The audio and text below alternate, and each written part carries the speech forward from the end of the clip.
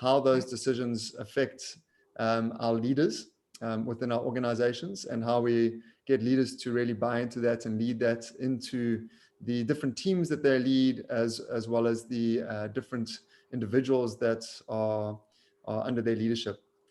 So when these four elements combine, then we really set ourselves up to strengthen our culture. And all of the conversations we're going to have going forward are to do with how to ensure that we develop our leadership, that we create space for engaged individuals, that we drive collaboration, that we drive connection within a very changing landscape where our brands are moving in a direction, but being impacted by all these forces from an external point of view. And that requires us as HR professionals or business leaders to make decisions, remain agile, look at what's happening out there in the rest of the world, get some best practice, and talk with each other about what's working and what's not working. So as we go forward from here, we'll continue to invite people into the space to share what's happening in their brands. And that will hopefully give us a lot of good intel into how we can make adjustments within our own. Great. So I'm going to pull this off the screen. And Shaun, yeah, thank you again for joining us, Shaun. I had a really, really great conversation with Shaun, who's the global head of talent attraction for Puma Energy. The energy part is very important. At the end of the conversation with Shaun, I asked him about which apparel ranges are doing best and how the Puma shoe sales are going. And he promptly corrected my misperception there. So he's from Puma Energy. And yeah, Shaun, thanks for being with us this morning. Thanks so much, Travis. Thanks, Lindy, and thanks, Warren, as well. Great to be here. Great. So how it's going to work is there's three sections that we're going to be chatting to Shaun about. We're going to be talking about future of work, and especially the programs that are associated with that are also linked strongly into the remote working aspect that Warren mentioned. We're going to be talking about collaboration in this new environment. And we're also going to be talking about hiring into uncertainty. And what I'd like to do is run that interview with Shaun. If you have any questions and you think of any questions on the go, pop them into the chat column. But once we've run through those three sections, I'm going to then open up some space to come back and for you to ask Shaun any questions that you might have around those three sections. And the reason why I'm going to run through is because often the answers and other answer sets link to sections that we've already done previously.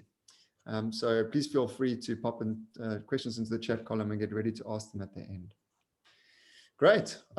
Shaun, maybe I've introduced you in your role, but maybe you can just expand a little bit on what that means, how many people you lead in, how big your organization is, and give us a bit of context into Puma Energy. Sure. So I'll quickly start off with Puma, and then I'll tell you a bit about how I fit in there. So Puma Energy is a mid to downstream sort of company. What that means is ideally we focus on storage and distribution of LPG, fuel, crude oil, etc.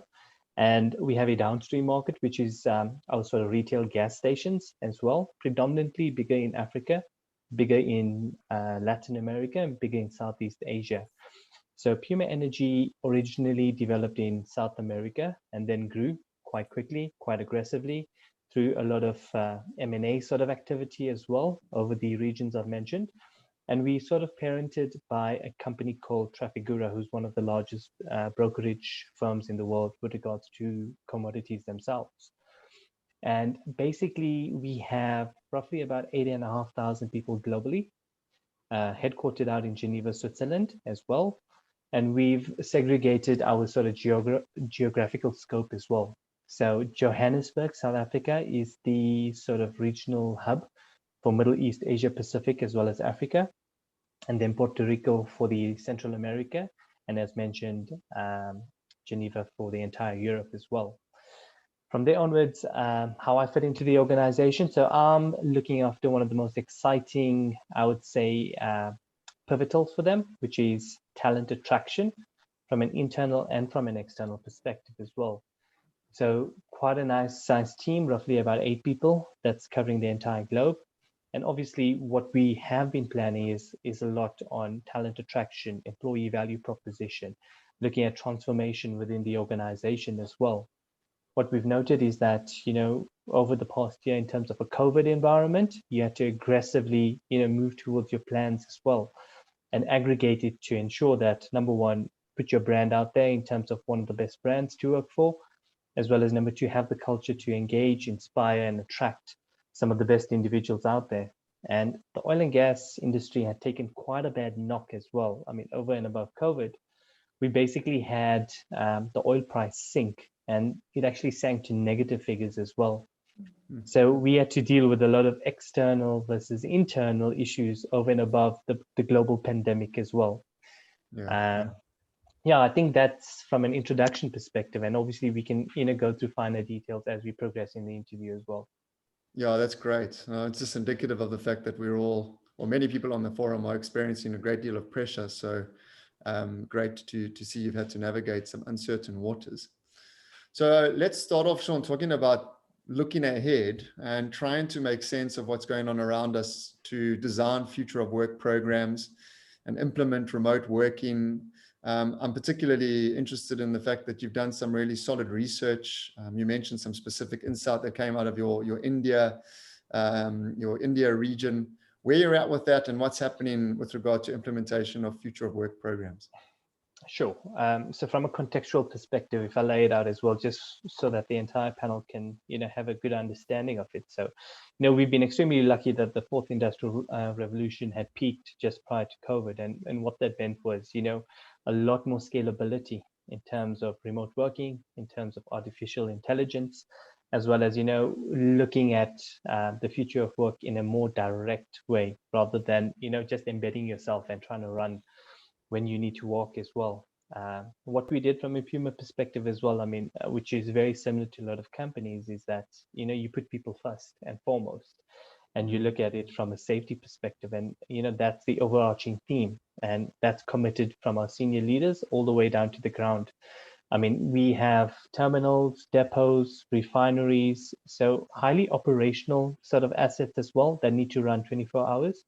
And we need to ensure, business continuity still is a high focus as well.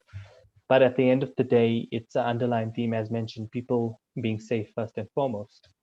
And, looking at it, we move directly into a remote work sort of mindset. And just to give you some insights, Puma previously had legacy issues around remote work capability, just being adherence to the sort of European ways of working, because ideally, some of our senior leaders were sort of confined to the old thinking around traditional work. Being in front of your screen means ideally that you should be productive at the end of the day. So, apart from, transforming from an IT perspective, there was a lot of change management aspects that had to come to life very, very quickly. Throughout those sort of engagements, we looked at various factors to obviously build a strong business context and a business case to ensure that, we look after our workforce, we really build on our capability from a wellness perspective. And then you've got, expats living in different countries, looking at the pandemic hitting and, the safety around them and how do we keep them safe and get them home safely as well. So it's a big collaboration from an entire people and culture perspective in line with our leadership teams as well. And the sort of drive on that was, phenomenal to get everybody together and move on that particular journey as well. And we're still on that journey. Some of the aspects that we are looking at about, in terms of post-COVID is really around a hybrid sort of workforce from a remote work, office space, etc.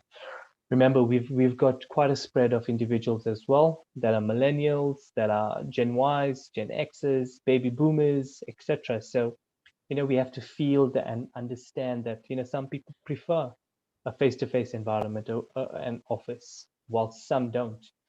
So, one of the pivotal factors on that is looking at work-life balance as well. And, we've been through an our employee culture survey for the first time last year. And we had about a 90% participation rate. And some of the key themes that came out of that was around, support on the wellness. Obviously, reward peaks a lot of these surveys as well. But over and above that, people are still, developing themselves from a training capability, building themselves and understanding that they will see a future within remote work as well. and trying to get that traditional mindset, moving towards a more radical space. What we also done is that, most companies would look at your lease agreements globally as well. We've been present in about 47 different countries with offices there. And we definitely had to relook at, when our leases are coming up, what can we do to ensure that, we have a sort of facility available for people to work, and also look at, other opportunities out there in the market in terms of workplace sharing. So, that's sort of a more creative way, because ideally you would want to share a workspace with people similar in industry to you, or similar in function at the end of the day, coming in from different industries, not only to advance your network, but to advance your knowledge as well. So those are key themes that we're currently looking at. I mean, we did a business case as well, as Travis mentioned, around India, where we looked at, how long does it take our guys to actually commute to work and back home? And what we did is, we Google pinpointed exactly where everybody stays to where the office is, and it auto calculated the distance in that. And what we found out is that within a month, it would take our individuals the same amount of kilometers that it would take you to go to the moon and back. And this is not even during monsoon season as well. So, I mean, you've got external variables in there that you have to look at. So these are very strong business cases there that we use at the end of the day to drive the sort of work-life balance around remote working. And then you've got the flip side, right? If your guys are at home working, I mean, there's certain sort of stereotypes around individuals. I mean, trust is a big issue. We try and put in a common theme is that if you don't trust your employees, they should not be working for you at the end of the day. You're not going to look at how long they've been offline or anything like that. But there's certain training that needs to happen to ensure that, people build that capability around trust, around, ensuring that we communicate more effectively, and that we actually don't lose that emotional and person to person touch at the end of the day. So, we try to embed things around, no meeting Fridays, or, just getting in touch with your team via video, nothing around business, just check-ins with everybody, buddy up and things like that. And then, as I mentioned, the flip side is that, you're working from home, there's no sort of log off period. People are moving towards burnout, exhaustion, overcommitting on their deliverables as well. And it's a big change, because I mean, at the end of the day, normally, you could just put your computer off, get out of the office, and you go back home and you tune into your personal way. But now it's sort of mixed, and for you to find that particular balance, and it's very customized at the end of the day, it's personal to you. And those are the sort of journeys we're on. And there's a lot of courses that we just signed up with LinkedIn Learning to ensure that people have better time management, better access to courses, Harvard Business Review. So what we're trying to do is build on that change, educate our people, and get them to ideally source their way of working as well. Yeah. So, I mean, there's some very core things coming out of that commentary, Shaun, just to summarize. So one is you're paying attention, you're actually doing analytical work, you're analyzing, you're doing some research. That's, for example, your culture survey, as well as just doing a simple exercise around where everybody works, for example, your India piece. And then paying a lot of attention to skills development to help people engage with the new way of working, which is part of doing thorough change management. And actually really supporting people to move through that. And then, of course, focusing quite strongly on the soft elements of it, which is strongly centered around wellness and trust, which is a critical issue. And I think that is one of the reasons why a lot of traditional managers struggle with the idea of remote working. So you're speaking into the fact that you've gone for a hybrid model. You've got some people in the office, some people at home. A lot of businesses are trying to make that decision around whether we're all back in or whether we're all out or whether we're hybrid. How are you driving the collaboration in a hybrid model? Because it can be, in some people's perspective, harder to do that online, and in other people's perspectives, easier. And some feel it has to be done in the office. So how are you driving that collaboration right now? Sure. I mean, one of the things that we are looking at is, redefining what an office space looks like. So we've got this concept of, it should be a more collaborative and creative environment, something like, the 19th hole on a golf course. And basically, essentially, I mean, you're going to underline a policy, that's and that basically leans towards that. So from a people and culture perspective, I mean, we're still in draft mode with regards to that particular policy. And ideally, what we're looking at is, individuals coming into the office roughly 2 to 3 days a week. What that would mean is that, you would get better access to stakeholders, to be more creative and collaborative at the end of the day, because that essentially is where we feel the magic happens. And people miss that sort of corridor chat, the water cooler chats, etc. And some people, ideally, we are living in South Africa. We have a household where multiple people live, I mean, extended families, etc. Therefore, their workspace is quite confined to ensure that they are, or they have the right tools to be as productive as possible. So, you have to take those things into consideration as well. So, it's almost as we sort of building the plane as we flying it, seeing what works to a certain extent, and seeing what doesn't. I don't think there's going to be a sort of program that would fit every single company out there. I mean, you're going to have guidelines and policies around it, but I think at the end of the day, you have to have this sort of flexibility to adjust and bend towards what's required. And with us, it's quite diverse, because I mean, other than working in a very diverse workforce, we work in a very diverse geographical scope as well. And we have to look at it, in context to the countries as well. We know Europe is, going on an amazing vaccine program as well. Middle East has almost completed, while Africa is lagging behind. We predominantly work in emerging markets as well, and business travel has been sort of an innate requirement for individuals, and that big adjustment to ensure that we put our clients first and foremost in any business that we do is also an innate quality within Puma. So it's navigating and ensuring that we do partner with our people to ensure that we're flexible, number one, as well as we driving our policies and guidelines towards a hybrid model as well, where there's a lot of input coming in from people. Okay, great. And would that include actually looking at things like infrastructure changes within your physical locations? Correct. So I mean, we have, I would say, traditional offices, although we have an office in Sandton. But we're moving towards, as I mentioned, collab rooms, make it a bit more dynamic. We have looked at vendors with regards to this as well, and also the work sharing office compatibilities on this. So it's basically there to not come in and sit in front of your computer and work, or not come in and just sit in meetings and basically do that. It's more sort of interactive, engaging with your people, obviously in a safe environment with your mask, etc. But it's aimed at that at the end of the day, creatively solving for the problems that we do have. Great.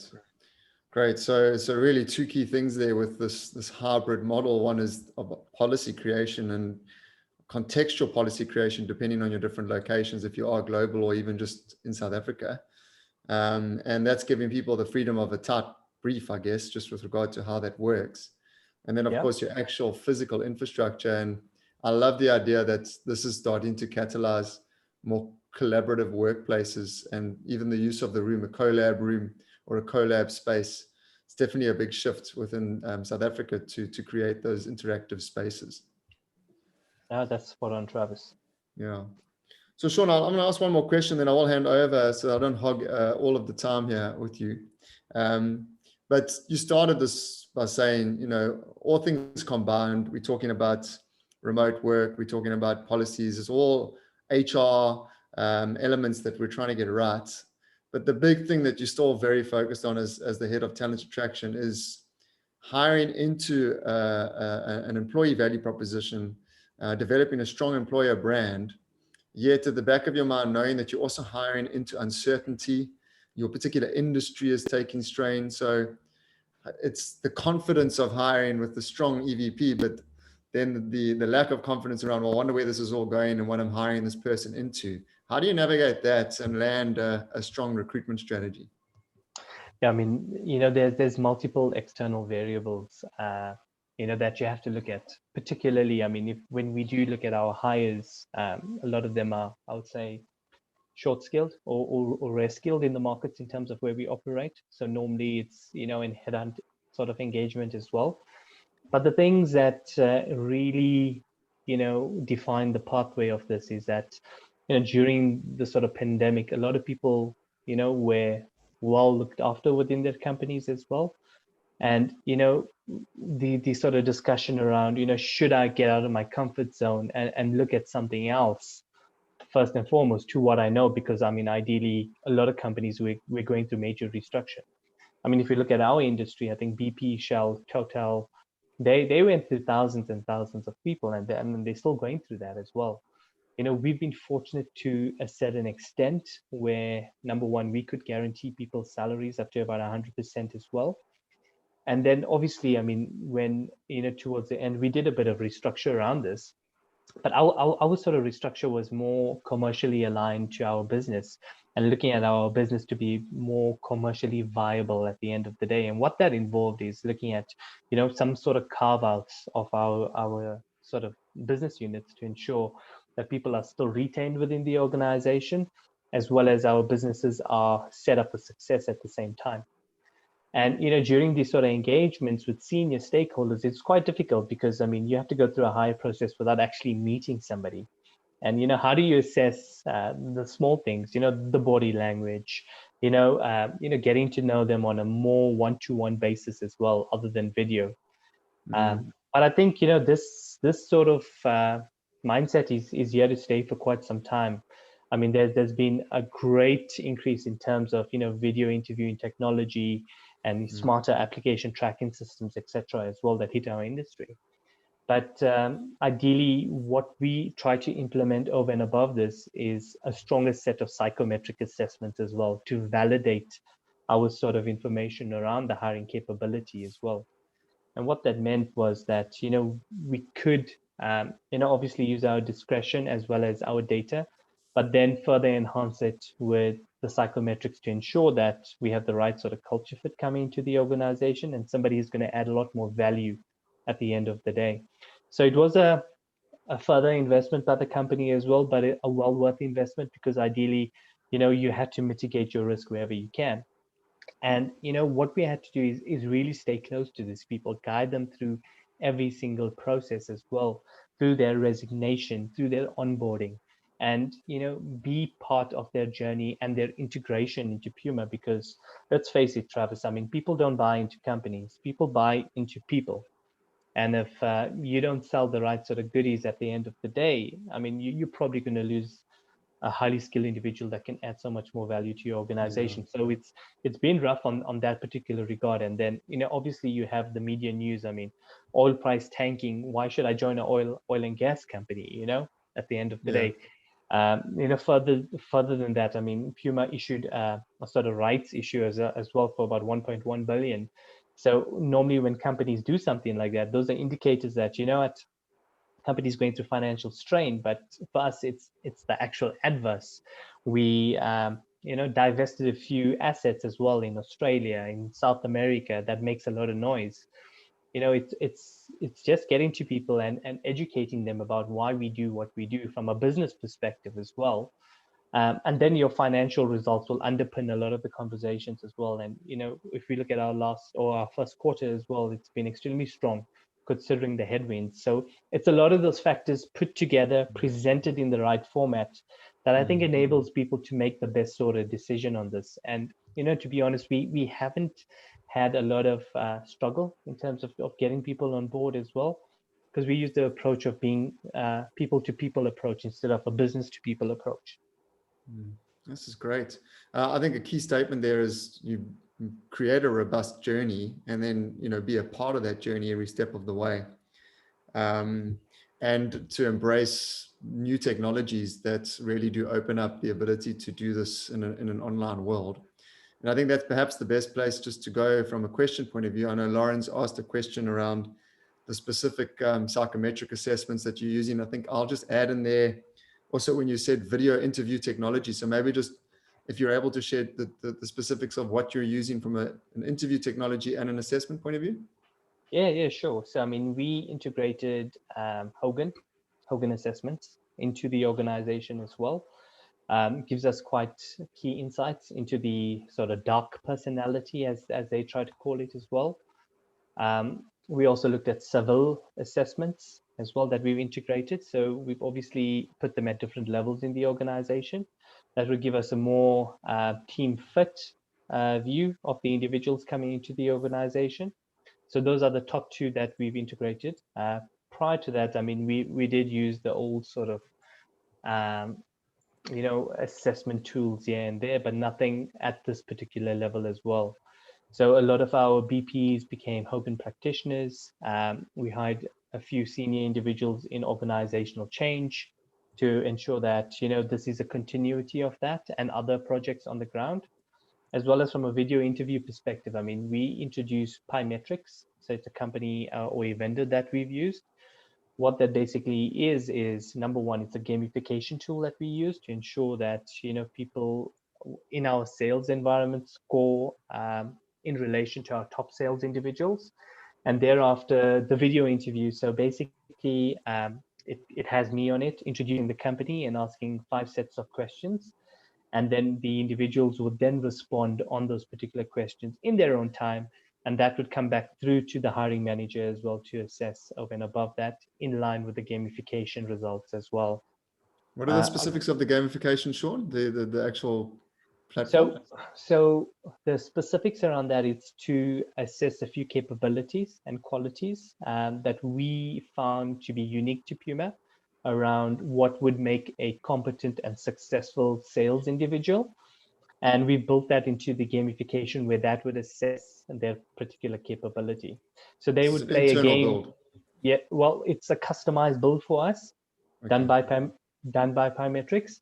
But the individuals would go through about 3 minutes of playing a few games, and that's it from there onwards. And then obviously at the more senior levels as well, we've got the Hogan assessments, which are sort of the norm psychometrics around that. Great. I have put 2 links into the chat column. I hope I've got them right. Hogan and Saville. Great. So yeah, to everyone else on the webinar, any other specific questions? Candice, you put one around what mechanisms would you suggest or recommend to provide a platform for social or water cooler chat? Shaun, you did allude to having non-transactional gatherings. So any insights there for Candice?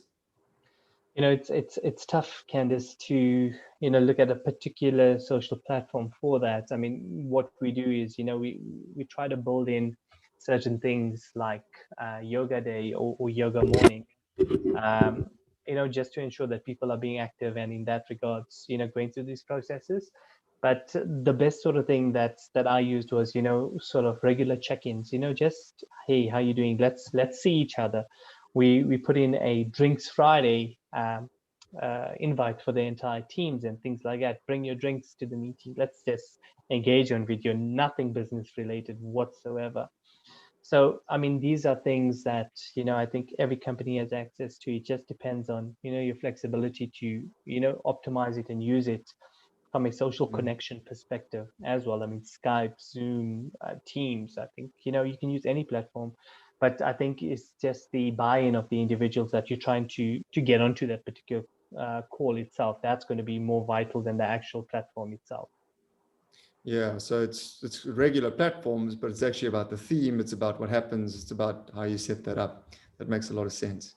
Correct. Great. And I'm sure, a lot of people celebrated birthdays, via Zoom with work colleagues, with their families when we're in stricter lockdown conditions and things like that. And, we just have to adapt at the end of the day. I mean, WhatsApp is also a great tool that we use predominantly because it's quicker, it's more instantaneous as well.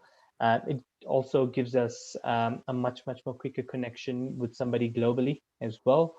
And that's it. It just depends on what you guys have discussed up front as well.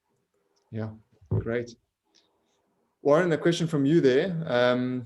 Could you talk into some of the specifics around monitoring employee engagement? I know you mentioned your survey, and I think you said it was one of the first you had done. Is that your only mechanism, or are there other mechanisms that you're using? So ideally, we used the climate survey as a first tool for us. Obviously, we had a great engagement score because people had a lot to tell us, be it positive and negative. I mean, everything was really taken in. We analyzed it. We benchmarked according to industry, to our competitors, and we set up workshops with our CEOs and functional line of business leaders to address this as well, and look at what we're doing well, where we could do better, and what we're really doing bad at. So there's a few action agendas as well that has been set up, and we are compiling and addressing it. So that's been sort of the aggregator towards putting in a bit more action points on this. I mean, other than having more regular town halls virtually as well, directly from our CEOs and our global CEOs, to give us more insights around what's happening from a business perspective. We've got Slido as well, where people are quite interactive with one another, particularly on these town halls, raising questions, communicating with one another as well. We just set up a brand new PR comms global structure. So we hired people in that particular function as well.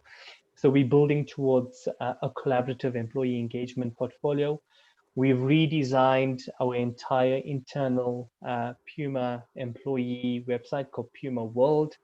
It allows us to interact with one another more openly, have shared workspaces, as well as we redefined what a talent sort of journey should be in the organization as well. One of the key things that they raised was, they don't know when roles are available. We created a brand new internal alert for everybody to set up as well. So these are some of the aspects as well, and some of the action points that we've used. That's great. Okay. Another question coming through from a leadership perspective. Have you found there is a need for specific training to shift mindsets and provide the appropriate tools to manage? So I think that linked into a question I was going to ask. Are there any core skills that you're picking up on that are critical that we implement within our organizations as we shift into this new way of working? I mean, when I look at the training, I mean, the number one course that people had done in the organization was time management for people who don't have time. And working in a very disruptive world, particular to that. I mean, we try to stick to a 70-20-10 sort of rules, 70% sort of on the job training, 20% be it a bit more face-to-face, and 10% what we are looking at is more mentorship programs within the organization as well. We are building a tool for people to take hold of their careers and see how their careers can advance in the organization. But apart to that, I mean, as I said, we've implemented a few new accessibility tools: LinkedIn Learning, Harvard Business Review, lots of access to TED Talks as well. So if people don't want to do specific training programs, at least they can listen and engage and be motivated around some of the things that are happening. So a whole host of that. With that in mind, we still do a lot of face-to-face training. Particularly, we run a commercial academy, a retail academy, and this is for our dealers, our guys on the ground that are our retail territory managers, etc. In fact, our global head of talent who sits in Puerto Rico, he's actually on his way to South Africa as well to be part of that training program and training process. So, a lot of these things are still happening on the ground. We are obviously, training our general managers as well to be a lot more commercially aligned. We're actually training our P&C colleagues as well to be true business partners. And we embedding that as, sort of value from our people and culture division as well. So lots of training going on specifically across the business, be it frontline, middle office, and back office. Yeah, it's so interesting that a lot of the skills really come down to how to manage self. There's a lot more onus of responsibility on our staff to do that. We're running out of time and the questions are coming through thick and fast here. So just to chat to Kim, I know that links back to what you mentioned around your interactive video interview platforms as well as your assessments, but she's just asking around how we approach digital onboarding of new hires with minimal face-to-face engagement. Anything else to speak to Kim there? So I mean, with that, Kim, thanks for the question. I mean, our sort of approach is, we've got a One Puma onboarding interactive program as well, and then we've got an in-country sort of onboarding program as well that's done virtually. So we use, Zoom, Skype. So we use whatever tools that we do have as well, and that basically ensures that, number one, everybody is available, as well as part of the process of the onboarding journey, over and above, the tons of compliance courses that you have to do and things like that. So we try to do everything online. So prior to somebody actually even joining us as well, a lot of their documentation is a sort of log into the system, sign it off, submit your documents online sort of process as well. So we've moved towards a sort of e-storage mechanism on that, but it's still directed by our in-country BPs, because number one, it's, a chance to obviously meet somebody virtually face to face in that particular regard. And then there are aspects where obviously, there's technology equipment that needs to be passed on to them. So they have the opportunity of having it home delivered or coming into the office as well. I mean, with the lower restrictions, what's good is that, they can come and physically see what Puma looks like. And, I ideally pick up their equipment, meet somebody face to face. So there is that opportunity over and above that. So, there's been a great, a lot of people have opted to come into the office, strangely enough. But I think, with that, it's sort of hybrid in terms of people having the choice to do either or. And then Shaun, I mean, an interesting question from Lauren there. Have you had any cases where those that were performing well in a traditional office environment are now not performing well?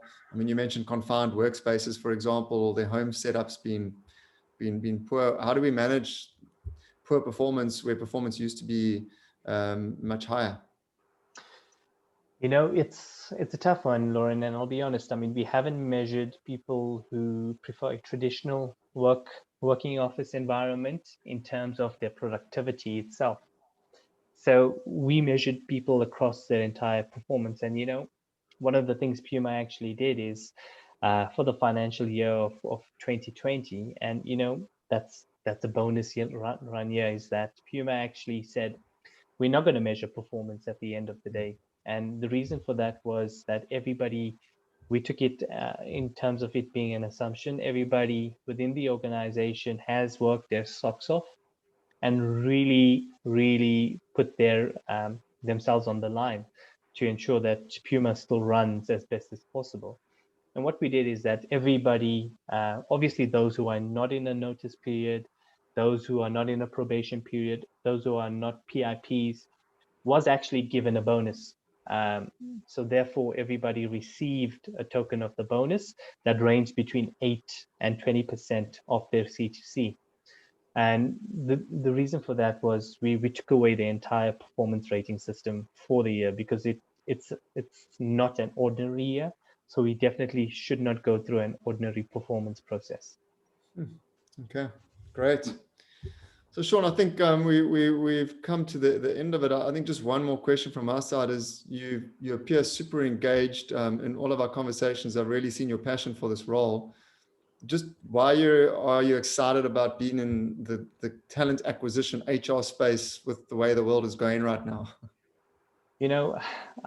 I actually fell into talent acquisition of 10 years back by mistake. I actually went to an agency to be interviewed for a private banker role. And when they told me, hey, don't you want to do recruitment? And I was like, okay, what is it all about? It's all about sales. It's all about customer service. And it's all about fulfilling people's passions in life. And when I thought about it, I said, okay, let me give it a shot. And to be honest, that's when I fell in love with it. So I fell in there by mistake. But when people ask me what I do for a living, I mean, my sort of answer to them is, I'm actually here to serve you. And the reason why I do what I do is to ensure that people benefit from a career advancement perspective, knowledge sharing perspective, and really, embed a strong motivational aspect to drive themselves personally in any sort of organization. And that's what I say at the end of the day. I mean, I'm here to change your life in that particular regard. And I think, recruitment is one of the only sort of functions that give you access to every single division in a company if you don't have a sort of silo approach. So I'm the person in the organization that stays close to every, I would say, manager, senior leader, exco leader, where I get to actually understand their business from a ground level upwards. And Brilliant. that sort of learning curve is amazing, and it's a forever going journey as well. And I think that's the value we bring is that I need to understand what you guys do to ensure that I bring you people who can do it better.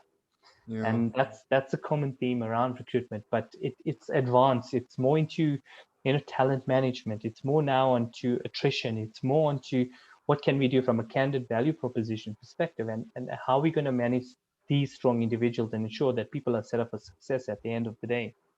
So good. Well, thank you, Shaun. I hope Shaun's energy and passion has really energized you this morning. And then some of the answers have brought a lot of practical insights that you can apply into your settings. Warren, I think, did put up the link at the top where you could access the recording of this. Warren? Travis, the initial recording from the first webinar, I will share the link to this one specifically by email to those who attended. Great. Yeah. So Great. I guess, unless you've got anything further to say, I'm conscious of time in people's days, but thanks so much for again co-hosting this, Shaun, for your time and behind the scenes work you've put into this. Thank you very much, and for everyone who's joined us. I hope you've, as Travis said, managed to take away one or two little nuggets that perhaps you can use within your own context and organizations. I'd like to think we could probably carry on with further questioning, but we'll have to leave that for a follow-up session in perhaps a month or so's time. But thank you very much. And if there is anything further we can assist with, by all means, feel free to reach out. I think all of us are on LinkedIn, so feel free to connect to those whom perhaps you don't know, and have a fantastic day further. We'll invite Shaun back for chapter 2. Indeed. All right. Thanks, Warren. Thanks, Shaun. Thanks Thanks everyone. Very much, everybody. Thank you, Shaun. Great day. Thank you. Thanks a lot, everyone. Cheers. Bye-bye. Bye.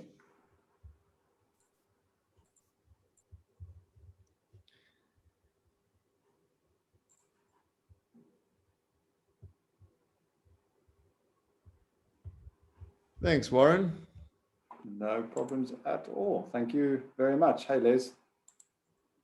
Let me just... Hi, Warren. Hi, Travis.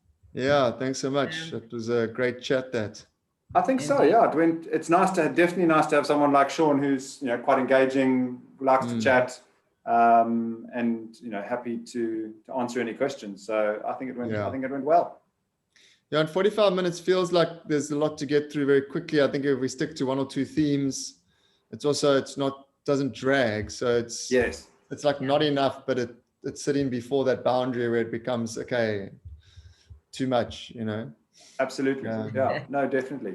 I think we could definitely find a second person like Shaun to have another very similar conversation with in terms of what their business is doing.